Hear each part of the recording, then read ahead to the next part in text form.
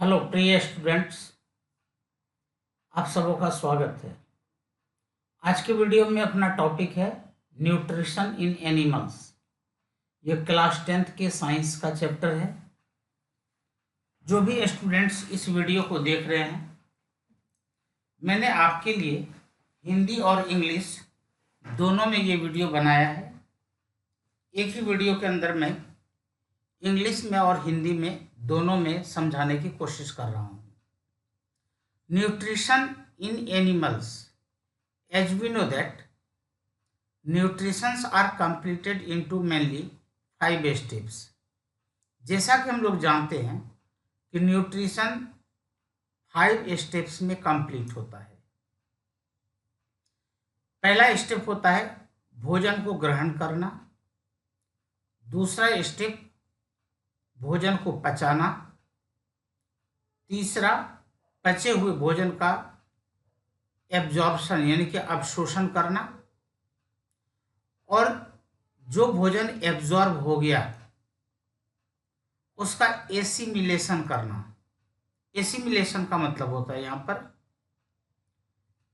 कि जैसे protein, carbohydrate, vitamins, ये जो कुछ भी है, तो कार्बोहाइड्रेट का जब डाइजेशन होता है तो फाइनली वह ग्लूकोज में कन्वर्ट होता है। फैट का जब डाइजेशन होता है तो वह फैटी एसिड एंड ग्लिसरॉल में कन्वर्ट होता है, और प्रोटीन का जब डाइजेशन होता है तो वह एमिनो एसिड में ब्रेक होता है। लेकिन हमारे बॉडी में ये चीज़ अलग अलग फॉर्म में इसकी ज़रूरत होती है, तो फिर वहाँ पर ये ग्लूकोज आपस में मिल करके स्टार्च बनते हैं, या एमिनो एसिड्स जो होते हैं वो आपस में मिलकर के दोबारा प्रोटीन बनते हैं। तो इस तरीके से जो कॉम्बिनेशन होता है इसे हम एसिमिलेशन करते हैं। और इगेशन का मतलब हुआ कि जो अनडाइजेस्ट फूड मटेरियल है वह बॉडी से बाहर निकाला जाता है। तो ये न्यूट्रिशन के 5 स्टेप्स हैं। सबसे पहले हम लोग बात करेंगे जो 10th क्लास के सिलेबस में है उसके हिसाब से यदि हम बात करें तो सबसे पहले यहाँ पर आता है न्यूट्रिशन। यहाँ पर न्यूट्रिशन के बारे में कहा जाता है कि न्यूट्रिशन इन अमीबा। अमीबा में न्यूट्रिशन किस तरीके से होता है। जैसा कि हम लोग जानते हैं कि अमीबा का शेप डेफिनेट नहीं होता है, यह शेपलेस होता है, यह कोई भी शेप ले सकता है। अमीबा में यह कहा जाता है कि amoeba has a holozoic nutrition, यानी कि अमीबा में होलोजोइक न्यूट्रिशन होता है। मैं आपको यहाँ पर होलोजोइक के बारे में बताना चाहूँगा। ये होलोजोइक का मतलब होता है कि जिसमें कि एनिमल फूड को सॉलिड और लिक्विड दोनों के रूप में लेता हो, और वह कॉम्प्लेक्स फूड होता है और उसे डाइजेस्ट करना पड़ता है। तो जो सॉलिड और लिक्विड दोनों भोजन के रूप में लेता है, तो इस तरह के न्यूट्रिशन को होलोजोइक न्यूट्रिशन कहा जाता है। तो amoeba has a holozoic nutrition. दस solid food particles are ingested which react with enzymes and are digested। यानी कि अमीबा के द्वारा सॉलिड फूड के पार्टिकल्स को इनगल्फ किया जाता है, लिया जाता है, और वो फूड एंजाइम के साथ रिएक्ट करके उसको डाइजेस्ट करता है, और डाइजेस्ट करने के बाद जो डाइजेस्ट फूड मटेरियल है उसे वह एब्जॉर्ब कर लेता है, और अनडाइजेस्ट फूड मटेरियल को वह बॉडी से रिमूव करता है। It is an omnivores. आपको पता होगा कि ओमनिवोर्स क्या चीज़ है, फिर भी जान लीजिए। एक होता है कार्निवोर्स, एक होता है हर्बीवोर्स, और एक होता है ओमनिवोर्स। ओमनिवोर्स का मतलब जो मांसाहारी और शाकाहारी दोनों होता है उसी को सर्वाहारी यानी कि ओमनिवोर्स कहा जाता है। आगे देखते हैं हम लोग यहाँ पर कि अमीबा में न्यूट्रिशन किस तरीके से होता है। यहाँ पर हम लोग समझते हैं, यहाँ पर कहा जा रहा है, जरा देखिएगा, amoeba move with the help of pseudopodia. अब शुरू में ही मैंने कहा था कि अमीबा शेपलेस होता है, इसका अपना कोई डेफिनेट शेप नहीं होता है, यह सिंगल सेल का बना हुआ होता है। अपने यह सेल मेम्ब्रेन को फैलाना शुरू करता है और यह चारों ओर से फुट को पकड़ने की कोशिश करता है। तो जब यह अपने सेल मेम्ब्रेन को एक्सटेंड करता है, बढ़ाता है, तो उसी को कहा जाता है सूडोपोडिया। सूडो का मतलब होता है नकली, पोडिया का मतलब होता है पैर हाथ। जो डुप्लीकेट अपना हाथ तैयार करता है भोजन को पकड़, और फूड पार्टिकल इसके बॉडी के बाहर में है। अब ये क्या करता है, सेकेंड स्टेप में देखें, इस फूड को इनगल्फ करने की कोशिश करता है। ये जो पोर्शन आप देख रहे हैं, ये पोर्शन, ये कहलाएगा सूडोपोडिया। थोड़ी देर के बाद ये फूड इसके बॉडी के अंदर चला जाता है और इस तरीके से अमीबा इस फूड पार्टिकल्स को अपने बॉडी के अंदर ले लेता है। तो फूड तो सिर्फ इतना सा पोर्शन है और इस कंप्लीट पार्ट को फूड वैक्यूल कहा जाएगा, क्योंकि वैक्यूल का मतलब होता है जगह, खाली जगह। लेकिन ये खाली जगह नहीं है, इस खाली जगह के अंदर फूड है, इसलिए इसका नाम रखा गया फूड वैक्यूल। अब यहीं पर क्या होता है कि इसके बॉडी के द्वारा इसमें एंजाइम रिलीज किया जाता है चारों तरफ से। इस फूड वैक्यूल के अंदर एंजाइम रिलीज होता है। मैं एरो के द्वारा आपको समझा रहा हूं, ये एंजाइम रिलीज हो रहा है और इसी फूड वैक्यूल के अंदर इस फूड का डाइजेशन होता है। जब ये डाइजेशन हो जाता है तो फिर ये फूड वैक्यूल को बॉडी से बाहर कर दिया जाता है, यानी कि अनडाइजेस्ट फूड मटेरियल बॉडी से बाहर हो जाता है। अब हम लोग बात करेंगे यहाँ पर न्यूट्रिशन इन ह्यूमन बींग्स, यानी कि आपके बॉडी में, हमारे बॉडी में जितने भी इंसान हैं, इसके बॉडी में किस तरीके से डाइजेशन होता है। The human digestive system comprises of alimentary canal and associated digestive gland। मैं आपको बता दूं, जो ह्यूमन बॉडी होता है इसमें जो एलिमेंट्री कैनाल होते हैं, इसके साथ साथ फूड को डाइजेस्ट करने के लिए हमें जिस एंजाइम की ज़रूरत होती है, उस एंजाइम को सेक्रेट करने वाले डाइजेस्टिव ग्लैंड भी होते हैं। मैं एक आपको पिक्चर यहाँ पर दिखा रहा हूँ, आप ये देख लीजिए। ये जो देख रहे हैं यह एलिमेंट्री कैनाल है, ये एलिमेंट्री कैनाल हो गया। लेकिन आप साइड साइड में देखेंगे, जैसे ये पोर्शन, ये ग्लैंड है, ये भी ग्लैंड हो गया। एक ग्लैंड जो हमारे बॉडी का सबसे बड़ा ग्लैंड माना जाता है, जिसे आप लीवर कहते हैं, ये भी ग्लैंड है। ये जो आपको येलो कलर का दिखाई पड़ रहा है, ये भी डाइजेस्टिव ग्लैंड है। और कुछ ग्लैंड्स इसके इंटरनल वॉल पर होते हैं और कुछ ग्लैंड स्टोमक के इंटरनल वॉल पर होते हैं।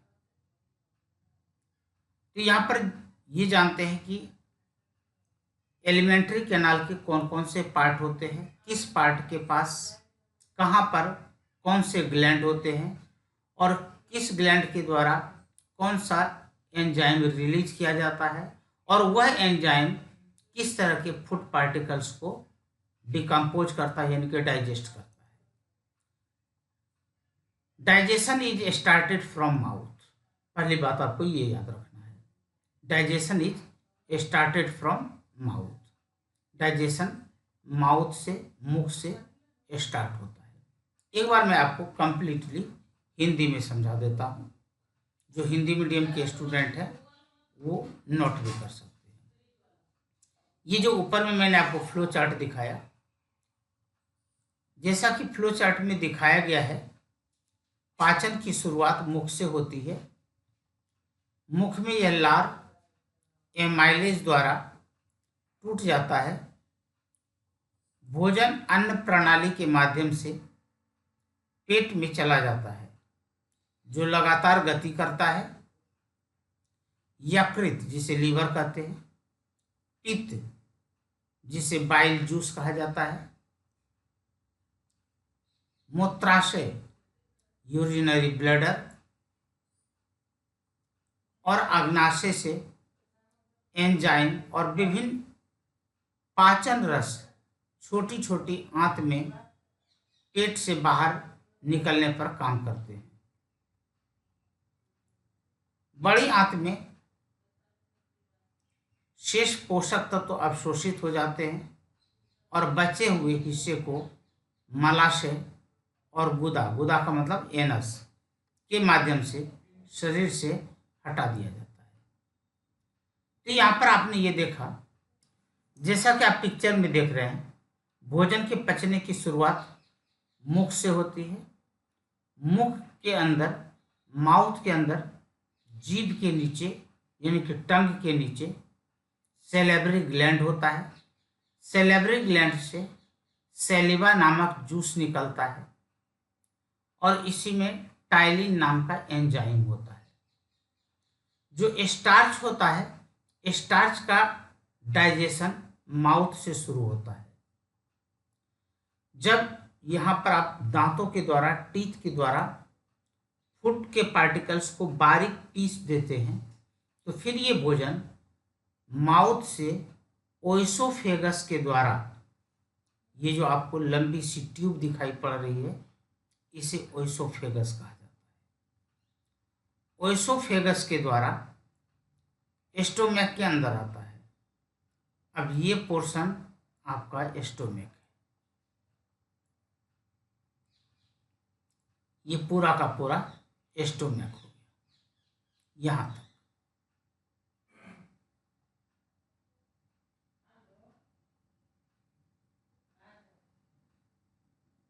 ये पोर्शन स्टोमैक हो गया। यहाँ पर आकर के भोजन 3 से 4 घंटे तक रहता है और यहाँ पर फिर डाइजेशन होता है। ओइसोफेगस के अंदर कोई डाइजेशन नहीं होता, ये याद रखिएगा। पहला डाइजेशन माउथ में हुआ, जिसमें कि स्टार्च माल्टोज में चेंज होता है। फिर यहाँ से ये भोजन स्टोमैक के अंदर आता है, आमाशय के अंदर आता है। तो स्टोमैक को यहाँ पर आमाशय कहा जाता है। अब इसके बाद इसका जो इंटरनल वॉल है, ये पोर्शन, यहाँ पर गैस्ट्रिक ग्लैंड होता है, जो ब्लू कलर का मैंने यहाँ पर दिखाया है। यहाँ पर गैस्ट्रिक ग्लैंड होते हैं। इस गैस्ट्रिक ग्लैंड से पेप्सिन, रेनिन और HCl, इसका सेक्रेशन होता है। म्यूकस भी होता है। रेनिन और पेप्सिन ये प्रोटीन को डाइजेस्ट करता है। जो बच्चे होते हैं, इनमें ज़्यादा रेनिन का सेक्रेशन होता है और जो बड़े लोग होते हैं, वयस्क होते हैं, एडल्ट होते हैं, उनमें पेप्सिन का सेक्रेशन ज़्यादा होता है।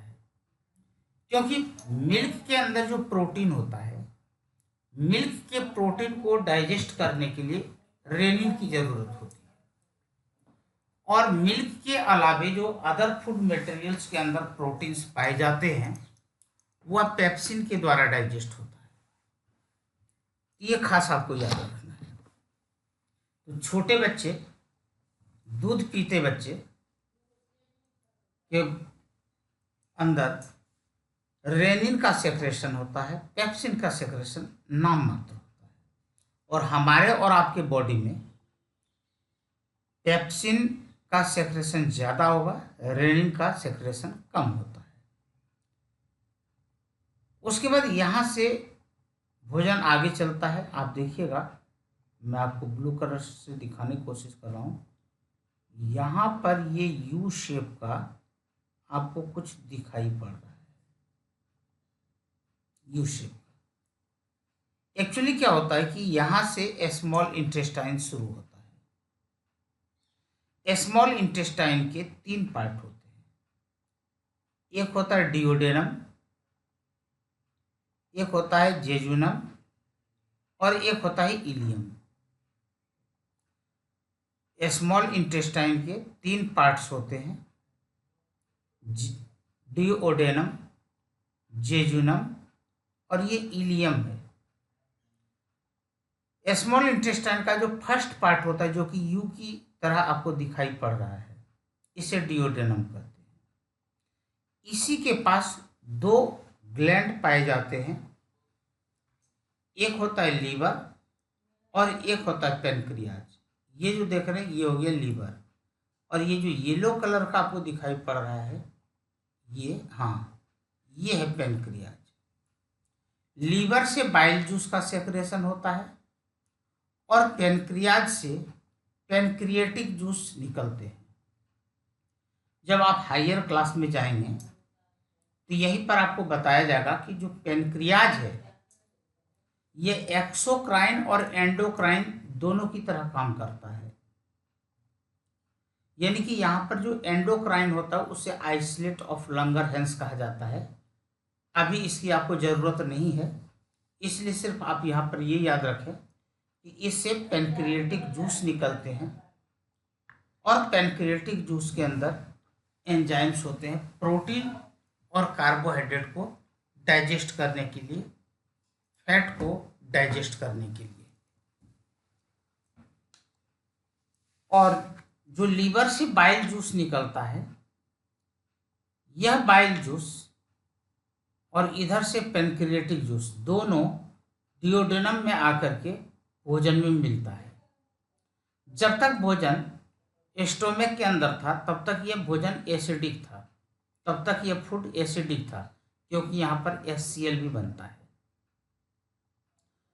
और जो यहाँ से पेनक्रिएटिक जूस और बाइल जूस आते हैं, तो बाइल जूस का नेचर एल्कलाइन होता है, तो यहाँ पर यह फूड को न्यूट्रल बना देता है, यानी कि फूड का न्यूट्रलाइजेशन हो जाता है, जिससे कि भोजन को सड़ने से यह बचाता है। और उसके बाद यह जेजुनम से होते हुए, जो आपको ये बहुत सारा ट्यूब की तरह दिखाई पड़ रहा है, जहाँ पर आप मेरे माउस के पॉइंटर को देखेंगे, ये पूरा का पूरा हिस्सा स्मॉल इंटेस्टाइन है। और लास्ट वाला जो पोर्शन होता है वो होता है इलियम। एक्चुअली डाइजेशन कंप्लीट होता है इलियम के अंदर, इलियम के अंदर ही मेन डाइजेशन कंप्लीट होता है। और जहाँ पर ये इलियम और लार्ज इंटेस्टाइन आपस में जुड़ते हैं, इस जगह पर बिल्कुल बारीक छोटी छोटी फिंगर लाइक स्ट्रक्चर, जिसे कि माइक्रोविलाई कहते हैं, उसके द्वारा डाइजेस्ट फूड मटेरियल को एब्जॉर्ब किया जाता है और पोर्टल वेन के द्वारा उस डाइजेस्ट फूड मटेरियल को यहाँ से एब्जॉर्ब करके टारगेट तक पहुँचाया जाता है। जो अनडाइजेस्ट फूड मटेरियल होते हैं वो सब के सब चले जाते हैं लार्ज इंटेस्टाइन में, जो आपको यहाँ पर ब्राउन कलर का ये दिखाई पड़ रहा है। एक्चुअली लार्ज इंटेस्टाइन में मेन काम क्या होता है कि अनडाइजेस्ट फूड मटेरियल के अंदर जो अब वाटर वगैरह रह गया, उस वाटर का एब्जॉर्प्शन होता है।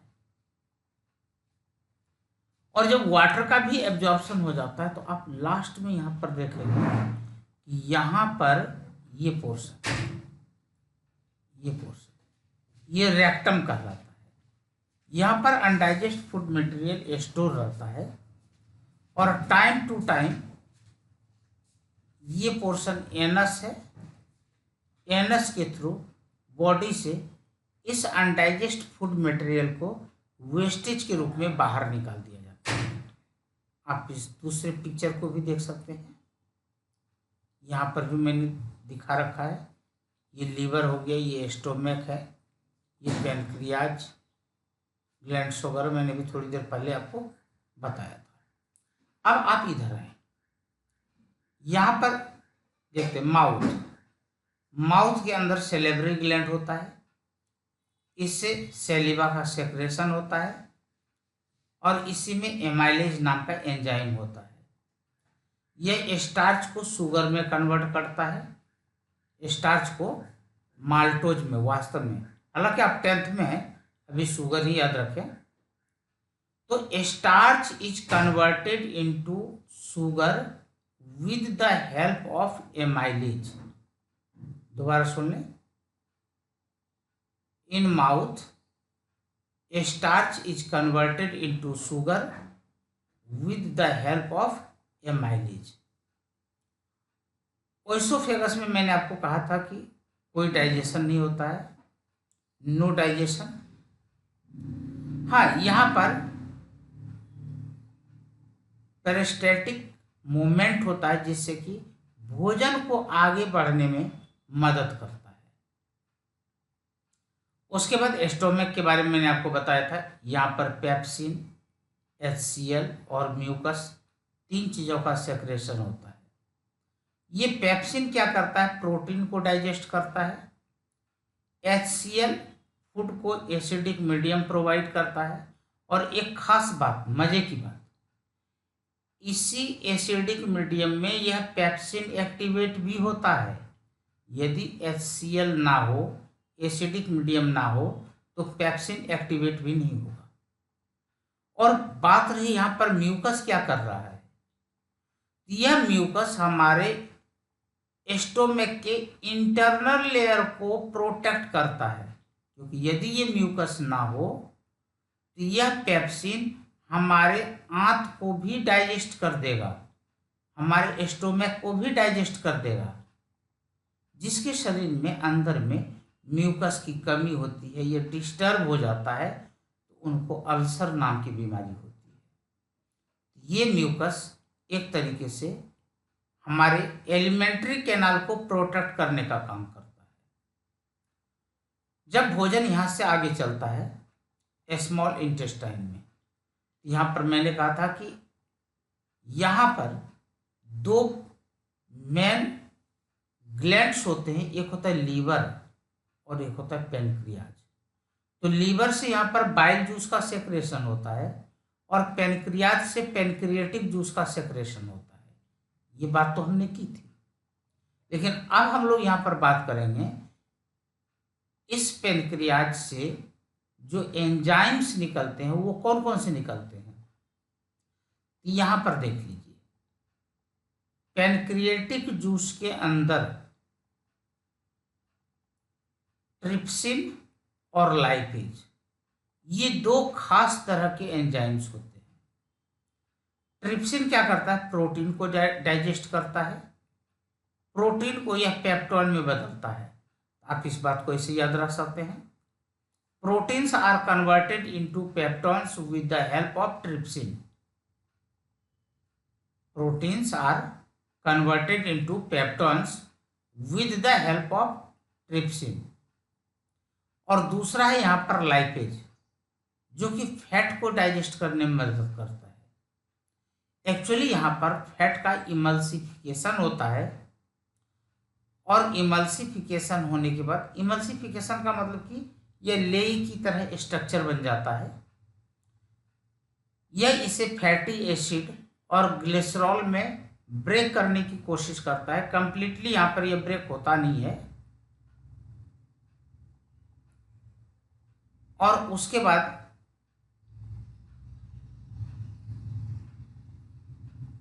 जो इलियम होता है, इलियम के इंटरनल वॉल पर इंटेस्टाइनल ग्लैंड होता है और इसी इंटेस्टाइनल ग्लैंड से इंटेस्टाइनल एंजाइम निकलता है। तो इंटेस्टाइनल एंजाइम का मतलब यहाँ पर मैंने कई एक एंजाइम को इकट्ठे बोल दिया। एक्चुअली यहाँ पर कार्बोहाइड्रेट को डाइजेस्ट करना है, फैट को डाइजेस्ट करना है और प्रोटीन को डाइजेस्ट करना है। तो यहाँ पर भी दोबारा एमाइलेज निकलता है। तो यहाँ पर जो एमाइलेज निकलता है, एक्चुअली एमाइलेज पैनक्रियास से भी निकलता है, जिसे कि पैनक्रियाटिक एमाइलेज कहते हैं। तो फिर यह कार्बोहाइड्रेट को फाइनली अल्टीमेटली ग्लूकोज में कन्वर्ट कर देता है, क्योंकि मैंने कहा था कि इलियम के अंदर छोटी आंत के लास्ट वाले पोर्शन में कंप्लीट डाइजेशन हो जाता है, यानी कि all types of carbohydrates finally decomposed into glucose, fats is finally converted into fatty acid and cholesterol, and protein is finally converted into amino acid. और यहाँ पर अब बात करते हैं हम लोग लार्ज इंटेस्टाइन।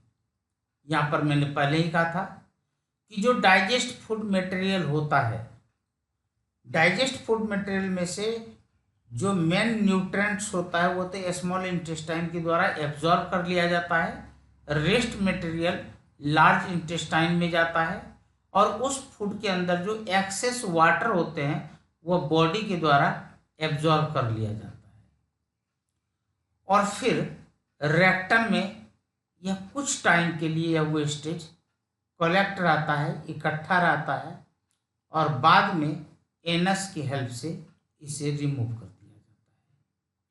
और जो मैंने आपको पहले बताया था वही चीज इंग्लिश में यहाँ पर लिखा हुआ है, as shown in the flow chart, digestion being from